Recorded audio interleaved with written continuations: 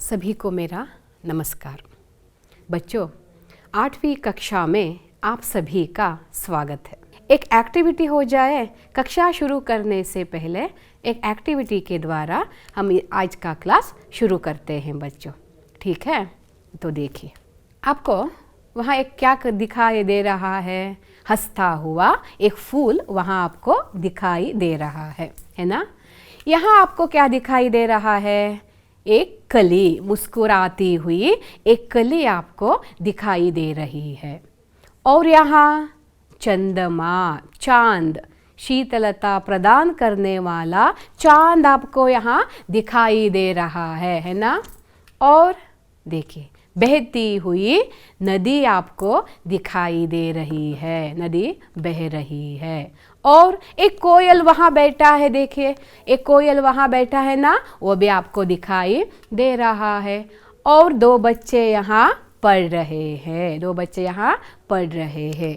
और देखिए, सभी को शिक्षा चाहिए। ये सारे चित्रों को देखकर आपको क्या पता चल रहा है?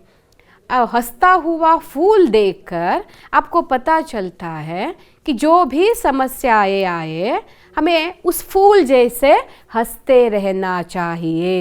ಕನ್ನಡದ ಒಂದು ಹಾಡಿದೆ ಅಲ್ವಾ? ಅರಳುವ ಹೂವುಗಳೇ ಆಲಿಸಿರಿ, ಬಾಳೊಂದು ಹೋರಾಟ ಮರೆಯದಿರಿ ಅಲ್ವಾ? ಅದೇ ರೀತಿ ಆ ಅರಳುವ ಹೂವುಗಳಿಂದ ನಾವು ಯಾವತ್ತೂ ನಗುವುದನ್ನು ಕಲಿಬೇಕು. ए शीतलता प्रदान करने वाला ಚಂದ್ರಮಾ, ಬೆಳಗಿನ ಒಂದು ಬಿಸಿಲಿನ ಬೇಗೆಯಿಂದ ಬೇಸತ್ತ ಜನರು ಸಂಜೆಯ ಒಂದು ತಂಪನ್ನು ಕಾಯ್ತಾ ಇರ್ತಾರೆ, है ना? तो शीतलता प्रदान करने वाला चंदमामा। उसके बाद हम देख रहे हैं वह नदी कैसे बह रही है। जुಳು जुಳು ಹರಿಯುವ ನದಿಯ ಮೂಲಕ ನಾವೇನು ಕಲಿತೀವಿ? सबसे ऐसे बहते जाना है। मस्त नदियों से हम सीखना चाहिए बहते जाना। ಚಿಕ್ಕ ಚಿಕ್ಕ ಕಲ್ಲುಗಳು ಏನೆಲ್ಲ ಅಡೆತಡೆ ಇವೆ, ಆದರೂ ಆ ನದಿ ಏನಾಗ್ತಾ ಇದೆ?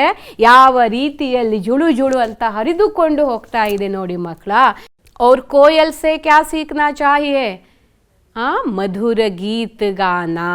ಕೋಗಿಲೆಯಿಂದ ನಾವು ಕಲಿಬೇಕಾಗಿರೋದು ಇಂಪಾದ ಒಂದು ರಾಗವನ್ನು ಹಾಡುವುದನ್ನು ಈ ಕೋಗಿಲೆಯಿಂದ ನಾವು ಕಲಿಬೇಕು। कोयल से यह हम सीखते हैं। उसके बाद दो बच्चे वहाँ पढ़ रहे हैं ना? हाँ, शिक्षा से क्या होता है? हरा भरा, हमारा जीवन हरा भरा होता है। ಎರಡು ಎಲ್ಲ ಪಿಕ್ಚರ್ಗಳು ನಮಗೇನು ಹೇಳ್ತಾ ಇವೆ ಮಕ್ಕಳ? ಶಿಕ್ಷಣ। इवाग निम्गे अर्थ आयतल्ला? सो हम आपको मालूम हो गया होगा 8वीं कक्षा का चौथा पद्य है शिक्षा। तो हम चले शिक्षा पद्य को आज देखते हैं। आपके पास टेक्स्ट बुक है, पेज नंबर 28 यानी कि 28 पेज नंबर ओपन करके आप अपना टेक्स्ट बुक और यहाँ टीवी को देखते जाइए, तो हमारा पाठ आसान होगा बच्चों।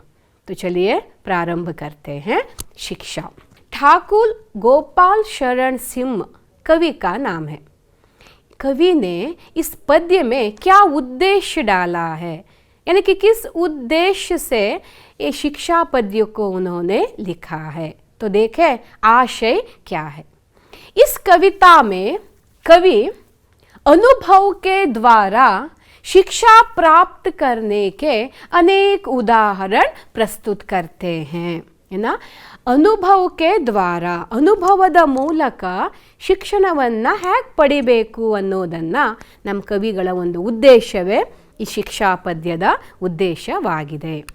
उसके बाद जीवन में यश की प्राप्ति के लिए अनेक प्रकार की मुसीबतों का सामना करना पड़ता है ना? जीवन में ऐसे ही यश नहीं मिलता बच्चों, उसके लिए बहुत मुसीबतों का सामना करना पड़ता है। अभी मैंने कहा ಬಾಳೊಂದು ಹೋರಾಟ ಮರೆಯದಿರಿ ಅಲ್ವಾ? ಅಂತಹ ಕಷ್ಟಗಳು, ಮುಸೀಬತ್ ಬರ್ತಾನೆ ಇರತ್ವೆ ಲೈಫಲ್ಲಿ, ಆದರೆ उसका सामना करना पड़ता है। उसका सामना करके हमें आगे बढ़ना चाहिए। उसके बाद बिना परिश्रम के हम कभी सुख प्राप्त नहीं कर सकते। परिश्रम के बिना हमें सुख नहीं मिलता। ये भी हम इसी शिक्षा पद्य से सीखते हैं। ये तीनों आशय हमने देखा, शिक्षा पद्य के आशय को हमने देखा है ना बच्चों। तो अब क्या देखें हम, कवि परिचय किसने लिखा है ये जानना भी बहुत ज़रूरी है। तो ठाकुर गोपाल शरण सिंह, इनका जन्म रीवा यानी कि झांसी में हुआ था। ठाकुर गोपाल शरण 1892 से 1960 1960 इनका जन्म झांसी में हुआ था। इनकी भाषा बहुत सरल और बोलचाल की है। सरल है, इनकी भाषा बहुत सरल है, किसी को भी मालूम हो जाएगा। और बोलचाल की, जैसे ನಾವು ವ್ಯವಹಾರದಲ್ಲಿ ಯೂಸ್ ಮಾಡ್ತೀವಲ್ಲ ಅದನ್ನು बोलचाल की ಭಾಷಾ ಅಂತ ಕರಿತೀವಿ। ಈ ರೀತಿಯ ಭಾಷೆ, ಸರಳ ಸುಂದರವಾದ ಭಾಷೆ ಈ ಕವಿಗಳದಾಗಿದೆ। ಪ್ಲಸ್ ಜಗದಾಲೋಕ इनका महाकाव्य है। जगदालोक महाकाव्य हलवारू कृतिಗಳನ್ನು रचिಸಿದ್ದಾರೆ। बहुत सारे कृतियां हैं इनकी, पर एक दो तीन कृतियों को मैं यहाँ उल्लेख कर रही हूँ। ग्रामिका और जगदालोक उत्तर प्रदेश सरकार से पुरस्कृत हैं। उत्तर प्रदेश ಸರ್ಕಾರದಿಂದ ಪುರಸ್ಕೃತವಾದ ಈ ಎರಡು ಮಹಾಕಾವ್ಯಗಳು ಜಗದಾಲೋಕ ಮತ್ತು ಗ್ರಾಮಿಕಾ ಅನ್ನೋದು। ಇವಿಷ್ಟು ನಾವು ಕವಿ ಪರಿಚಯವನ್ನು ತಿಳ್ಕೊಂಡ್ವಿ। अच्छा बच्चों, आपके टेक्स्ट बुक में कवि परिचय है, आशय भी है। आप जब ये स्लाइड देखेंगे ना तो आपको पक्के तरीके से और भी स्पष्ट हो जाएगा। तो उसके बाद क्या देखना है हमें, पद्य को देखना है ना। आपको लग रहा होगा दो प्यारा ब्लैक में है, काले रंग में है, और लास्ट प्यारा लाल रंग में है, क्योंकि आपको लास्ट प्यारा 4 लाइन्स बाहट करना है, यानी कि कंठस्थ करना है। 4 लाइन के लिए 4 मार्क्स आपको मिल जाएंगे। तो गाए, शिशु ने दुनिया में आकर रो रो कर हंसना सीखा, लघु होकर बढ़ना सीखा, गिर गिर कर चलना सीखा। शिशु ने दुनिया में आकर रो रो कर हंसना सीखा, लघु होकर बढ़ना सीखा, गिर गिर कर चलना सीखा। कितने ही चक्कर खाकर चंगों ने चढ़ना सीखा, उरछेद कर अपना मुरली ने गाना सीखा। मिट मिट कर वारिधरों ने पानी बरसाना सीखा, तरु गिरिवर से गिर गिर कर नदियों ने बहना सीखा। ये लास्ट प्यारा आपको कंठस्थ करना है। मिट मिट कर वारिधरों ने पानी बरसाना सीखा, तरु गिरिवर से गिर गिर कर नदियों ने बहना सीखा। कितना अच्छा है ना। ठीक है बच्चों, तो अगले स्लाइड पे जाए। शब्दार्थ। इस पद्य में कुछ शब्द ऐसे हैं जो आपको कठिन लगते होंगे, इसलिए कुछ 5-6 शब्दार्थों को मैंने यहाँ डाला है, उसका अर्थ भी मैं बताती जाऊँगी बच्चों। दुनिया, दुनिया यानी कि जगत, ये तो आपको मालूम है। दुनिया कन्नड़ फिल्म कूड़ा इदे, दुनिया यानी कि प्रपंच, जगत, हाँ ये तो आपको मालूम हो गया। उसके बाद चंग, पतंग। आपको पतंग दिखाई दे रहा है ना, देखिए कैसे उड़ रहा है पतंग, देखिए। हाँ, चंग यानी कि पतंग ಅಂದ್ರೆ ಚಿಟ್ಟೆ, ಚಿಟ್ಟೆ ಬಟರ್ಫ್ಲೈ ಅಂತೀವಲ್ಲ, ಚಂಗ್ ಪತಂಗ್ ಚಿಟ್ಟೆ। उसके बाद ವಾರಿಧರ್, ಬಾದಲ್, ಮೋಡಗಳು। ನೋಡ್ತಾ ಇದ್ದೀರಾ ಮೋಡಗಳನ್ನು ನೋಡಿ, ವಾರಿಧರ್ ಅಂದರೆ ಬಾದಲ್, ಮೋಡಗಳು। ಗಿರಿ, ಗಿರಿ ಅಂದರೆ पर्वत, पर्वतವನ್ನು ಕೂಡ ನೀವು ನೋಡ್ತಾ ಇದ್ದೀರಾ। उसके बाद छाती, उर यानी के छाती। ಅಂದರೆ सीना एदे ಅಂತ ನಾವು ಕರಿಬಹುದು। इविष्टु शब्दार्थ एक कुछ शब्दार्थ है, जैसे आपको कुछ शब्द कठिन लगते होंगे इसलिए मैंने यहाँ डाला है। पता चला है ना। अब आपको क्या करना है, भावार्थ को समझना चाहिए। ये पद्य है बच्चों, तीनों प्याराओं के एक एक करके हम भावार्थ देखते जाएंगे, है ना। तो आपको एक पिक्चर दिख रहा है ना, वो बच्चा क्या कर रहा है, रो रहा है। तो देखिए ये शिक्षा कितना खूबसूरत पद्य है बच्चों। देखिए, शिशु ने दुनिया में आकर रो रो कर हंसना सीखा। देखिए वो शिशु रो रहा है ना, ये शिशु रो रहा है, पाप अळता इदे मगु, रो रो कर उसके बाद क्या किया उसने, ಹಸ್ನಾ ಸೀಖಾ। ಎರಡು ಮಕ್ಕಳನ್ನು ನೋಡ್ತಾ ಇದ್ದೀರಾ, ಅಳುವ ಮಗುವನ್ನ ನಗುವ ಮಗುವನ್ನ। ಅಂದರೆ ಪ್ರಪಂಚದಲ್ಲಿ ಬಂದಾಗ ಮಗು ಅಳತ್ತೆ, ಆಮೇಲೆ ನಿಧಾನವಾಗಿ ನಿಧಾನವಾಗಿ ದೊಡ್ಡದಾಗ್ತಾ ಇರೋ ಹಾಗೆ ಏನು ಮಾಡುತ್ತೆ, ನಗುವುದನ್ನು ಕಲಿಯುತ್ತೆ। ಶಿಶುನೇ ದುನಿಯಾ ಮೇ ಆಕರ್ ರೋ ರೋ ಕರ್ ಹಸ್ನಾ ಸೀಖಾ। उसके बाद ಲಘು ಹೋಕರ್ ಬಢನಾ ಸೀಖಾ। ಚಿಕ್ಕದಾಗಿರುತ್ತೆ ಮಗು, ತುಂಬ ಚಿಕ್ಕದಾಗಿರೋ ಮಗು ನೋಡ್ತಾ ಇದ್ದೀರಾ ಪಿಕ್ಚರಲ್ಲಿ, ಮಗು ಚಿಕ್ಕದಾಗಿರೋದು, ಆಮೇಲೆ ಸ್ವಲ್ಪ ನಿಧಾನಕ್ಕೆ ದಿನಗಳು ಕಳೆದ ಹಾಗೆ ಮಗು ಏನಾಗ್ತಾ ಇದೆ, ದೊಡ್ಡವನಾಗ್ತಾ ಇದೆ। ಇದು ಫಸ್ಟ್ ಸ್ಟೆಪ್ಪು। ಉಸ್ಕೆ ಬಾದ್ ಸೆಕೆಂಡ್, ಥರ್ಡ್, ಆಮೇಲೆ ಯುವಕ ಆಗಿರೋ ಒಂದು ಫೋಟೋವನ್ನು ನೀವು ನೋಡ್ತಾ ಇದ್ದೀರಾ। ಗಿರ್ ಗಿರ್ ಕರು ಚಲ್ನಾ ಸೀಖಾ। ಬಿದ್ದು ಬಿದ್ದು ನಡೆಯುವುದನ್ನು ಕಲಿಯುತ್ತೆ।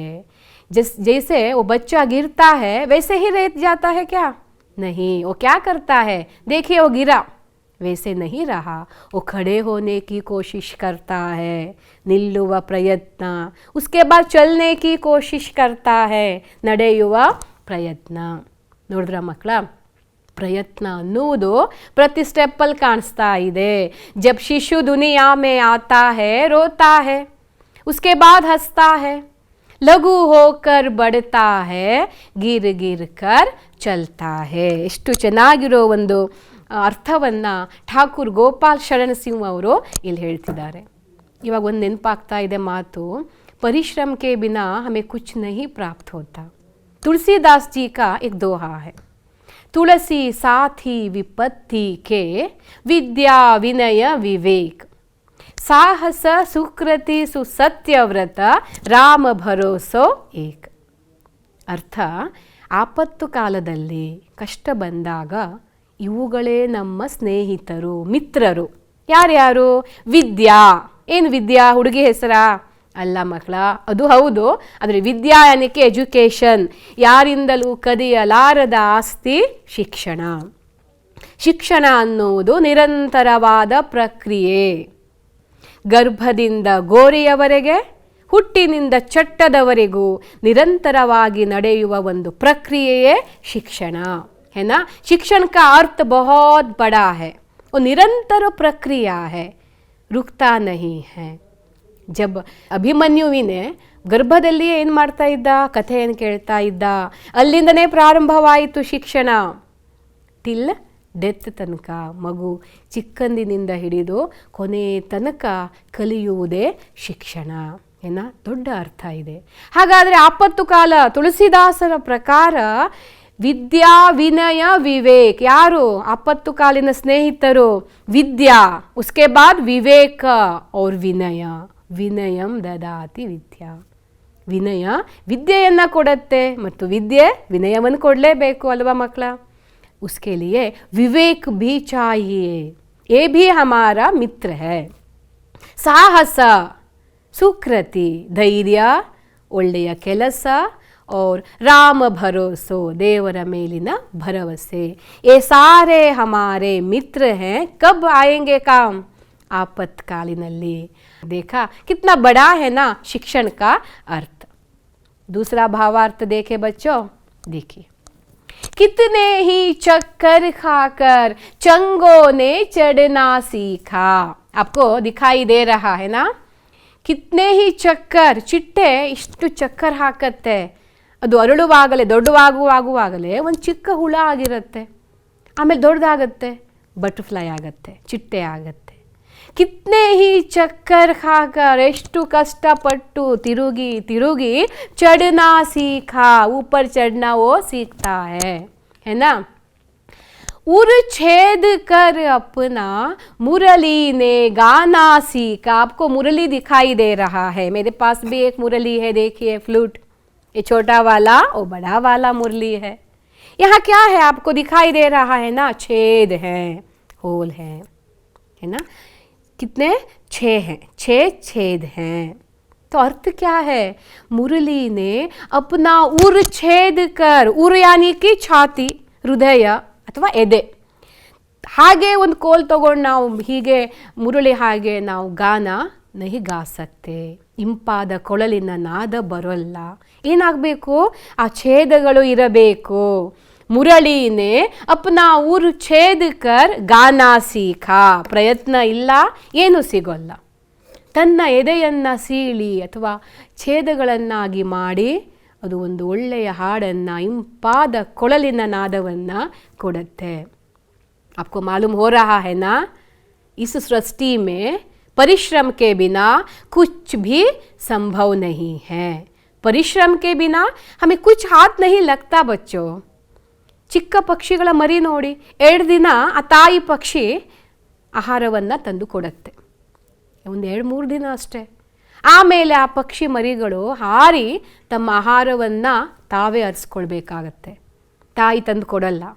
ತಂದು ಕೊಟ್ಟರೆ ಅವೇ ಲೇಜಿ ಆಗಿ ಅಲ್ಲೇ ಗೂಡಲ್ಲಿ ಬಿದ್ಕೊಂಡಿರತ್ವೆ. सो परिश्रम के बिना वो पक्षी भी अपने घर नहीं रहता, आहार नहीं पा सकता. वो उड़ जाता है बाहर, अपना आहार खुद ढूंढता है. तो हम तो मनुष्य हैं, श्रेष्ठ मनुष्य हैं. हमें परिश्रम के बिना कुछ भी संभव नहीं है बच्चों. साधना करने के लिए परिश्रम चाहिए. कितना अच्छा है ना. कितने ही चक्कर खाकर चंगों ने चढ़ना सीखा, उर छेद कर अपना मुरली ने गाना सीखा. आपको पता चल गया होगा, परिश्रम के बिना कुछ भी नहीं मिलता.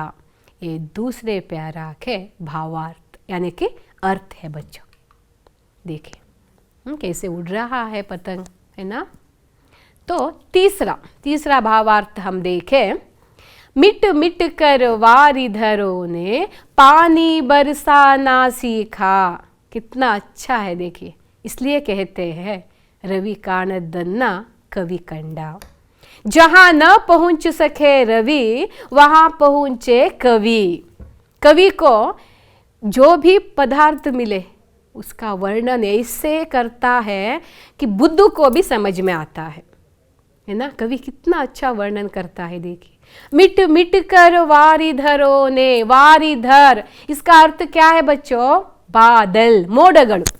ನೋಡಿ, ಮೋಡಗಳು ತಮ್ಮನ್ನು ತಾವು ನಾಶ ಮಾಡಿಕೊಂಡು ಆದಮೇಲೆ ಪಾನಿ ಬರ್ಸಾನಾ ಸೀಖಾ, ಮಳೆಯ ರೂಪದಲ್ಲಿ ಅವು ಬೀಳತ್ವೆ. ಮೋಡಗಳು ಹಾಗೆ ಮೇಲಿದ್ರೆ ನಮ್ಗೆ ನೀರು ಸಿಗ್ತಾ ಇರಲಿಲ್ಲ. ಮೋಡಗಳು ಹ್ಯಾಕೆ ಕಟ್ಕೊಳತ್ವೆ, आपको पता है ना. बादल कैसे बनते हैं, सूरज की तेज किरणों से समुद्र का जल भाप बनकर ऊपर उठता है और उससे बादल बनते हैं और इन्हीं बादलों से पृथ्वी पर वर्षा आती है. आपको पता है ना. मिट मिट कर वारिधरों ने, अपने आप को नाश करके बादल क्या करते हैं, पानी बरसाना सीखा. वो भी सीख रहे हैं कैसे, अपने आप को नाश करके पानी के रूप में वो बरसते हैं. उसके बाद तरु गिरिवर से गिर गिर कर नदियों ने बहना सीखा. तरु गिरी, तरु यानी कि वृक्ष, गिरी यानी कि पर्वत. ನದಿ ಹಾಗೆ ಹರಿಯೋಲ್ಲ ಮಕ್ಕಳ. ಮೇಲಿನಿಂದ ದೊಡ್ಡ ದೊಡ್ಡ ಗಿರಿಗಳಿಂದ ಹರಿದು ಬಂದ ಆ ನದಿ ಮೇಲಿನಿಂದ ಬಿದ್ದಾಗ ಪೆಟ್ಟಾಗತ್ತೆ. ಆ ನದಿಗಳು ಅಷ್ಟು ಮೇಲಿಂದ ಬಿದ್ದು ಬಿದ್ದು ಹೊಸ ಹೊಸ ಮೂಲಗಳಿಂದ ಹರಿದು ನದಿಯ ರೂಪದಲ್ಲಿ ಅಲ್ಲಿ ನೋಡಿ ಹರಿತಾ ಇವೆ. परिश्रम के बिना कुछ भी संभव नहीं है. प्रकृति को देखिए, छोटे छोटे कृमि कीटों को देखिए, मनुष्यों को देखिए. जो भी आज यश प्राप्त किया है उसके पीछे बहुत सारे कठिन परिश्रम है बच्चों. ಪರಿಶ್ರಮ के बिना कुछ भी संभव नहीं है. ಬಾಳೊಂದು ಹೋರಾಟ ಮರೆಯದಿರಿ. ಹೂವಿನ ಮೂಲಕ ನಾವು ಪಾಠ ಸ್ಟಾರ್ಟ್ ಮಾಡಿದ್ದೀವಿ. ಅಲ್ಲಿಂದ ಎಲ್ಲ ವಿಷಯವನ್ನು ನೋಡ್ತಾ ಬಂದಿದ್ದೀವಿ. ಕಷ್ಟ ಇಲ್ಲದೆ, ಶ್ರಮ ಇಲ್ಲದೆ ಮನುಷ್ಯನಿಗೆ ಕುಚ್ ಭಿ ಸಂಭವ ನಹಿ ಹೇ, ಏನು ಸಿಗೋಲ್ಲ ಅನ್ನೋದನ್ನು ನಾವಿಲ್ಲಿ ನೋಡ್ತಾ ಇದ್ದೀವಿ. ಈ 3 ಪದ್ಯ ಅಂದರೆ 3 ಪ್ಯಾರ ನಾವು ನೋಡಿದ್ದೀವಿ. ಕೊನೆ ಪ್ಯಾರ ಬಾಹೆಟ್ ಮಾಡಬೇಕು. तो भावार्थ भी हुआ, पद्य भी हुआ. कुछ अभ्यास हो जाए तो बच्चों, आप एक टेक्स्ट बुक, एक नोटबुक लेकर बैठे हैं ना, जो भी आपको मालूम है आंसर को भी लिखते जाइए. पहले हम देखेंगे जोड़ कर लिखिए. जोड़ना है हमें. गलत गलत आंसर है यहाँ, उस प्रश्न को इस आंसर से जोड़ना है. शिशु है, गिरिवर, चंग और गाना. तो क्या है आंसर? अब ज़रा सोचिए, उसके बाद 2 सेकंड देती हूँ, उसके बाद आंसर देखेंगे बच्चों. शिशु, गिरिवर, चंग, गाना. देखे आंसर, देखे. देखिए शिशु कहाँ आ गया? हंसना. गिरिवर कहाँ आ गया? नदी. चंग कहाँ आ गया? चढ़ना. चंग चढ़ना. और गाना, देखिए मुरली. मुरली ने गाना सीखा. आपका आंसर ऐसा ही था, तो मेरी तरफ से आपको तालियां. अगले स्लाइड पे देखेंगे हम अनुरूपता. ये भी आपको लिखना है बच्चों, आपके टेक्स्ट बुक में है ये, चाहे तो आंसर लिख सकते हैं वहाँ. चंग चढ़ना है तो वारिधर क्या है? डैश लगाया है मैंने. चंग चढ़ता है अर्थ है, तो वारिधर क्या करता है? अभी मैंने दिखाया था, है ना. दुनिया जगत है तो उर क्या है? नदी बहना है तो मुरली क्या है? सोच रहे हैं आंसर? सोचिए. इसका आंसर आप टेक्स्ट बुक में लिख लीजिए. जब मैं आंसर वहाँ डालती हूँ तो आप देख लीजिए सही है या गलत है बच्चों. देखेंगे.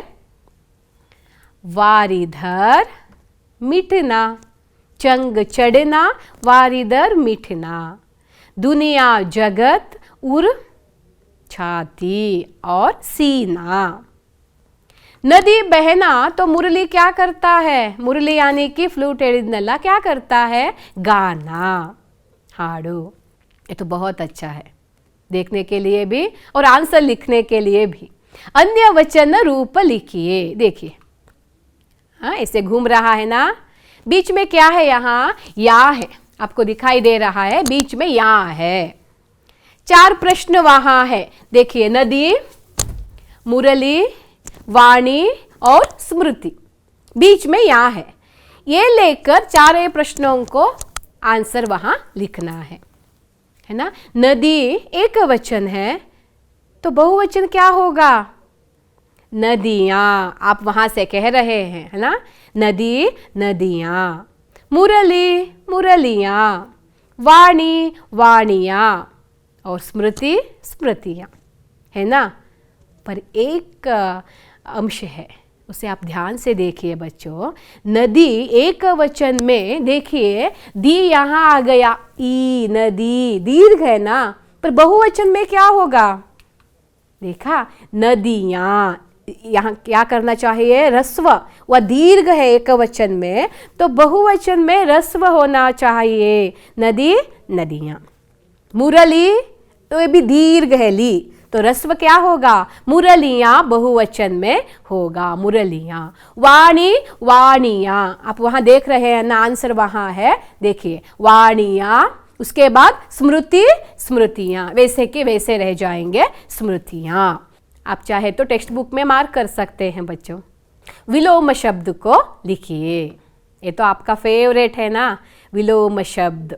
देखिए एक बच्चा रो रहा है. कब से रो रहा है वो बच्चा? है ना, रोना. इसका विलोम शब्द क्या होगा बच्चों? हाँ, झट से आप कह रहे हैं रोना. फर्स्ट पिक्चर देखेंगे. देखिए वो कितना हंस रहा है. तो रोना क्या हुआ? हंसना, है ना. कितना सरल है ना हिंदी. रोना, हंसना. उसके बाद वो क्या कर रहा है यहाँ? देखिए गिर ही गया, तो गिरना क्या हुआ? गिरना। और यहाँ क्या हो गया, वो गिरना क्या होगा बच्चों? हाँ, उठ खड़ा हुआ, उठना, गिरना, उठना, है ना। बहुत अच्छे। नेक्स्ट देखेंगे और विलोम शब्द देखेंगे। वो देखिए, वो चढ़ रहा है, सीढ़ी चढ़ रहा है, तो क्या हुआ? चढ़ना। इसका विलोम शब्द क्या है? वो उतर रहा है। जो भी चढ़ेगा उसे उतरना तो पड़ेगा ही। तो क्या हुआ आंसर? मैंने ही कहा, उतरना। चढ़ना, उतरना, है ना। तो देखिए अगला स्लाइड। वो मुरझा हुआ है, अपने आप को नाश कर चुका है, उसे क्या कहते हैं? मिटना। मिटना। तो क्या हुआ? बढ़ना। चिगुरुತ್ತದೆ, नाशವಾಗಿದ್ದು चिगुरुತ್ತದೆ, बढ़ना। देखा, वो फूल खिल रहा है, यानी कि इसे बढ़ रहा है। आंसर देखे, मिटना, बढ़ना। और एक अभ्यास को देखेंगे। नमूने के अनुसार सही वर्तनी वाले शब्द लिखिए। एक एग्जाम्पल मैंने दिया है वहां, देखिए, वारिधर, वारीघर।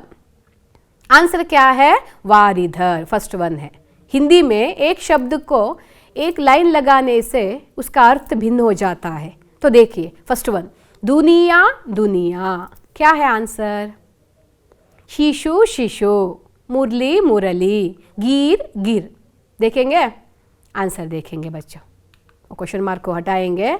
दुनिया, देखा, आपने भी ऐसा ही सोचा था बच्चों। शिशु, शिशु, मुरली और गिर, है ना। आंसर ठीक है ना बच्चों? आपका भी ऐसा ही था बच्चों। बहुत अच्छे। अब एक स्लाइड देखेंगे, बहुत अच्छा है। देखिए, नदियों के अधूरे नाम दिए गए हैं, उन्हें पूरा कीजिए। नदियों के नाम आपके टेक्स्ट बुक में हैं, लास्ट पे 29 पेज पे हैं। देखिए, नदी, देखा, हाँ, इसे हटाते हैं अब। और एक नदी देखिए, देखा है ना, इसको भी हटाते हैं। और डिज़ाइन देखिए, जो भी पीले रंग में है वहाँ आंसर को भरना है बच्चों। आपको आंसर देखे, एक एक करके देखते हैं। अलक दा, अलक दा नम, अलकनंदा, है ना। दूसरा यमुना, कोसी, महानंदा, मंदाकिनी, कावेरी, गंडक। ये सारे नदियों के नाम, है ना, यहाँ है, वहाँ उसे भरना है। तो अब क्या करना है हमें? एक गृह कार्य को तो देना ही है। शिशु ने रो रो कर क्या सीखा है? कितना आसान है उत्तर, आपको झट से मालूम हो जाएगा। आप कहेंगे पर आपको लिखना है, हिंदी में आंसर लिखना है। शिशु ने रो रो कर क्या सीखा है? पहला, शिशु ने लघु होकर क्या सीखा है? दूसरा सवाल है। और तीसरा, चंगो ने क्या सीखा है? एक पद्य मुझे याद आ रहा है। कदम कदम बढ़ाए जा, खुशी के गीत गाए जा, ये जिंदगी है काम की, तू काम पे लुटाए जा। कदम कदम बढ़ाए जा, खुशी के गीत गाए जा, ये जिंदगी है काम की, तू काम पे लुटाए जा। ये जिंदगी है काम की है बच्चों, इसे काम पे ही लुटाना चाहिए। तो ये अवधि समाप्त हो रही है बच्चों। मुझे आशा है आपको मेरा ये पाठ बहुत अच्छा लग रहा होगा और समझ में भी आया होगा। अगले और एक पाठ के साथ आपके सामने प्रस्तुत हो जाऊंगी। तब तक के लिए मुझे आशीर्वाद दीजिए, मुझे आज्ञा भी दीजिए। धन्यवाद।